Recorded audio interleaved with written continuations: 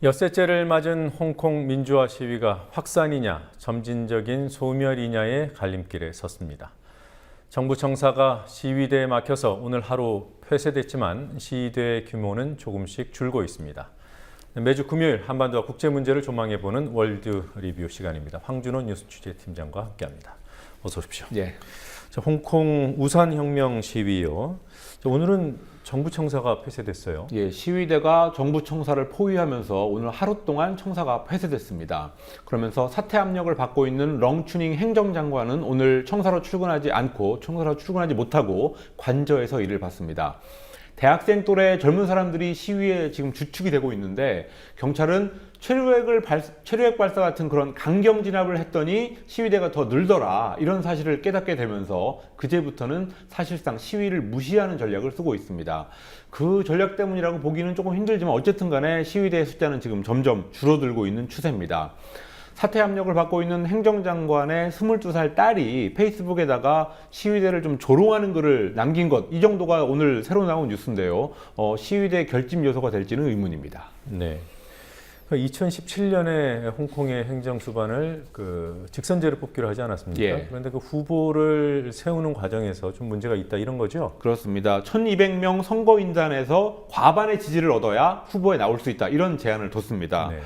선거인단이 친중국계 인사들로 거의 다 구성됐기 때문에 후보 역시 결국은 친중국계 후보만 나올 수 있다라는 점에서 비민주적인 방안입니다. 홍콩 사람들은 서구식 민주주의를 원하는 소위 민주파, 지금 시위를 하고 있는 사람들이죠. 이 민주파하고 또 친중국파, 이렇게 크게 둘로 나뉘는데, 이번 시위에 대해서 친중국파나 중국 정부 쪽에서는 이런 말을 합니다. 영국 식민지 시절에는 직접 선거가 있지도 않았고, 그때는 그런데 아무 소리 안 하던 사람들이 왜 이제 와서 제대로 된 직접 선거를 원하냐, 이런 말을 지금 하고 있습니다. 네, 과거에 어땠는지는 차치하고요. 예. 일단 제대로 된 선거를 하자, 이런 주장, 그 주장 자체는 어떻습니까? 그렇습니다. 그거는 잘못된 주장이 아니라고 할 수 있습니다. 당연히 아니고요. 잘못된 게 있다면 중국 정부가 결정한 그 선거 방식이 잘못됐다고 할 수 있습니다. 그렇지만 어쨌든 이번 홍콩 시위의 이면에는 바로 그런 그 친중국파와 또 서구식 민주주의파, 이 둘 사이에 갈등이 깔려 있다라는 점을 알고 시위를 보면 좀 더 이해가 더 깊이 될 수 있을 것 같습니다. 그리고 또 중국 정부는 서방에서 시위를 부추기고 있다, 이런 주장을 지금 계속하고 있는데, 서방 언론들이 제2의 천안문 사태다, 혁명이다라는 조금은 좀 과도한 규정을 많이 하고 있는 데에 대해서 중국 정부 쪽에서 반발을 하고 있습니다. 네. 아무튼 이 홍콩 시위가 미국과 중국의 관계에도 영향을 미치겠습니다. 예, 존 케리 미 국무장관하고 왕이 중국 외교부장, 이 외교 사령탑들인데요. 이 사람들이 회담하는 자리에서 홍콩 시위 사태를 두고 공방을 벌였고요. 또 그리고 나서 왕이 부장이 백악관을 방문했는데 예정에 없던 오바마 대통령까지 와서 홍콩의 사태를 예의주시하고 있다라는 말을 했습니다. 그동안은 미국이 중국을 견제하는 여러 가지 명분으로, 예를 들면 중국 정부가 티벳을 탄압하고 있다, 또 미얀마나 북한의 독재 정부를 지원하고 있다, 이런 문제를 그동안 계속 제기해 왔는데요. 요즘에는 그쪽 이슈들이 큰 쟁점이 별로 안 되고 있습니다. 예를 들어서 미얀마 같은 경우는 지금 민주화를 차곡차곡 하고 있고요. 그런 와중에 홍콩의 시위 문제가 미국과 중국 사이 갈등의 새로운 소재가 되고 있는 그런 상황입니다. 네. 자, 다른 소식 좀 알아보죠. 미국이 최대 산유국이 되는 겁니까? 예, 파이낸셜 타임스가 지난 화요일에 그런 내용의 기사를 쓴 것을 바탕으로 해가지고 좀 더 깊은 내용을 말씀드리겠습니다. 석유, 그리고 석유와 연관된 액화 추출물, 그러니까 에탄, 프로판, 이런 물질들인데요. 이런 물질들의 생산을 다 합해보니까 지난 6월과 8월에 미국에서 나온 생산량이 세계 1위 산유국 사우디아라비아하고 거의 비슷하게 올라섰고, 이런 추세라면 9월이나 10월 통계가 나오면 미국이 1위가 될 가능성이 높다는 기사가 바로 파이낸셜 타임스에 실렸습니다. 크루드 오일이라고 부르는 원유, 기름 생산량만을 따진다면 미국이 1위에 오르는 시점은 2020년, 한 6년 뒤에가 될 걸로 예상이 되지만, 에탄, 프로판 이런 것들까지 다 합치면 이번 달쯤에 미국이 1위에 오른다는 전망이었습니다. 네. 셰일 에너지라고 불리는 석유 에너지가 있어요. 예. 이것 때문에 그런 겁니까? 예, 그렇습니다. 셰일가스라고 과거에 얼마 전까지는 셰일가스라고 많이 불렀지만 가스 말고 원유까지 나오니까 요즘에는 통칭해서 셰일 에너지라고 부르고 있습니다. 셰일이라고 하는 거는 땅속 깊은 곳에서 끈적끈적한 흙이 굳어져서 만들어진 그런 암석을 셰일이라고 부르고, 거기에서 나온 석유나 가스가 바로 셰일 에너지입니다. 과거에는 이걸 뽑아내는데 워낙 깊은 곳에 계속 묻혀 있는 거기 때문에 돈이 너무 많이 들어가지고 그냥 놔뒀다가 기술의 발달로 2000년대 후반부터 싸게 채굴할 수 있게 되면서 특히 미국에서 이 채굴량이 꾸준히 늘어나고 있습니다. 땅속으로 수직으로 파고 들어가다가 셰일층을 만나면 거기서 90도를 꺾어서 수평으로 파고 들어가서 있는, 거기에서 만나는 석유나 가스를 뽑아내는 방식을 쓰고 있습니다. 네.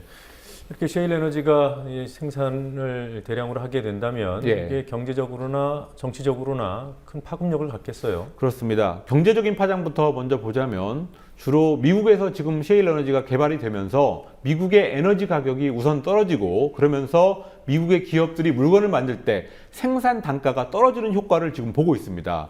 그래서 결국은 미국의 제조업이 가격 경쟁력을 회복할 수 있다는 얘기인데, 그렇게 되면 미국에다가 지금 물건을 수출해서 먹고 사는 그런 아시아 국가들한테 상당한 위협이 될 가능성이 높습니다. 네. 이 정치적인 파급 효과에는 어떤 게 있겠습니까? 예, 석유를 팔아서 돈도 많이 벌었지만 또 분쟁도 많이 있었던 중동 지역, 이 중동 지역의 어떤 정치 군사적 긴장이 장기적으로는 완화될 가능성이 있습니다. 여기에 대해서 파이낸셜 타임스는 이번 기사에서 미국이 에너지 자립도가 높아진다고 하더라도 중동에 대한 개입을 줄이지는 않겠지만 직접적인 군사 개입은 자제할 수 있다라는 전망을 했습니다. 그리고 그동안 가스를 팔아서 번 돈으로 권력을 유지해왔던 러시아의 푸틴 대통령, 이런 사람들이 전체적인 세계적인 가스값이 떨어지면서 큰 소리를 못 치게 된 그런 상황이 올 가능성도 있습니다. 그런 점에서 이 셰일 에너지는 국제 정세의 판도를 바꾸는 게임 체인저다, 이런 평가를 많이 받고 있습니다. 네, 셰일 에너지는 게임 체인저다. 예. 자, 한반도 국제 문제에 관한 좋은 칼럼 소개해주는 순서 진행하도록 하죠. 오늘은 신문이나 무슨 매체 칼럼이 아니라 14 남북 정상선언 7주년과 관련된 토론회 개회사를 가지고 오셨어요? 예, 14선언 7주년 토론회 오늘 63빌딩에서 열렸고요. 네. 개회사는 한반도 평화포럼의 백낙청 공동이사장이 개회사를 발표했습니다. 백낙청 이사장이라고 하면 6.15 공동선언 실천 남측위원회 상임대표를 오랫동안 지냈던 한반도 문제의 대가입니다. 다 아시겠지만 간단히 소개를 드리면 14정상선언이라는 거는 2007년 노무현 대통령하고 김정일 북한 국방위원장이 정상회담을 한 후에 발표한 그런 문건인데요. 백낙청 이사장이 오늘 개회사에서 규정했듯이 2000년 김대중, 김정일 이 두 사람이 발표한 6.15 선언을 계승하면서 그 실천 강령을 제시한 역사적인 문건이 바로 14선언입니다. 네. 그 2000년 6.15 선언이 나오고 7년 뒤에 14 남북 정상선언이 나왔는데, 그렇습니다. 그 7년이 지난 오늘은, 내일은 뭐 이렇다 할 행사 없이 그냥 지나가는 거죠. 그렇습니다. 네, 정부 행사는 없습니다. 네. 이렇게 어떻게 보면 좀 무시되고 있는 상황인데요. 백낙청 이사장이 개회사에서 무슨 말을 했습니까? 예, 뭐 행사 때 이례적으로 하는 개회사인가 했는데 잘 읽어보니까 칼럼 같은 개회사를 가지고 나와서 제가 소개를 해드리고 싶었습니다. 네. 두 가지 핵심적인 주장을 했습니다. 첫 번째는 14선언을 제대로 기억하고 계승하려면 평화와 통일 담론을 끊임없이 쇄신하고 발전시키는 노력이 필요하다라는 말을 했습니다. 그러니까 사람들이 민주평화 세력이 만약에 계속 집권을 해서 14선언을 이행했다면 모든 게 다 잘 됐을 거다, 이렇게 얘기를 하는 사람들 흔히 있는데, 그런 얘기만 해가지고는 이런 어떤 변화된 현실에서 설득력을 발휘하기 어렵다라는 지적이었습니다. 네, 그런 차원에서 보면은 박근혜 대통령의 그 통일 대박론은 담론 제기로서는 기능을 한 거겠죠. 그렇습니다. 네. 또 어떤 주장을 한 거죠? 다음 주장이 좀 중요한 것 같은데요. 개회사 문장을 제가 그대로 읽어보자면, 네. 평화와 통일 논의가 어디까지나 진실에 입각한다는 원칙을 세우고 그 점에서만큼은 굴복을 모르는 용기를 가져야 된다라는 말을 했고요. 그러면서 4년 전에 있었던 천안함 사건을 예로 들었습니다. 네. 그러니까 정부가 천안함은 북한어에 의한 폭침이다, 이렇게 이미 공식 발표 규정을 해놓고 있는데요. 근데 이것이 과학적으로 입증이 안 됐다고 판단을 한다면 아니라는 말을 할 수 있어야 된다, 이런 뜻이죠. 자신 있게 얘기하라, 이런 얘기였습니다. 네.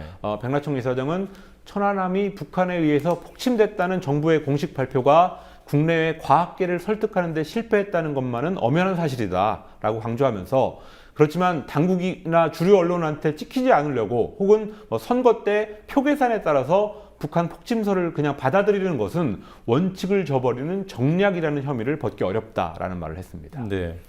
뭐 이런 내용에는 상당한 공감을 할 수 있겠습니다만 예. 이런 주장이 왜 14 남북 정상선언 7주년 관련된 자리에서 나온 거죠? 예, 진실보다는 표계산이 앞서는 그런 정략적인 선택은 6.15 선언과 14 선언을 살려나가는 장기적인 전략에도 손해가 되기 때문에 자기가 오늘 굳이 이 얘기를 한다고 설명을 했습니다. 그러면서 좀 긴 얘기를 했는데요. 제가 조금 소화를 해서 간략히 말씀을 드리자면 언젠가 14선언에 의해서 남북관계도 다시 진전을 시켜야 되고 또 민주주의도 진전을 시켜야 되는데 그때 중요한 게 군대에 대한 문민 통제가 될 거다 이런 얘기를 하면서 천안함 사건에 대한 군의 어떤 부실한 조사 이런 것들을 다시 검증하는 작업은 군에 대한 문민 통제를 실현할 수 있는 중요한 카드가 될 거다 이런 얘기를 했습니다. 그러니까 한 번 더 해석을 하자면 입증도 안 된 천안함 폭침설 이것을 그냥 받아들인다면 결국은 14선언도 제대로 못 살릴 거다 이런 얘기였고요. 또 14선언의 실전을 진짜로 원한다면 천안함 사건 같은 데서 조중동하고 타협할 생각하지 마라 이런 의미의 그 주장이었습니다. 네, 뭐 굳이 이 말이 향하고 있는 대상을 하자면 뭐 야권 또는 뭐 그렇습니다. 진보 예. 진영 이쪽이 되겠군요. 예. 네, 오늘 여기까지 보겠습니다. 수고하셨습니다. 예.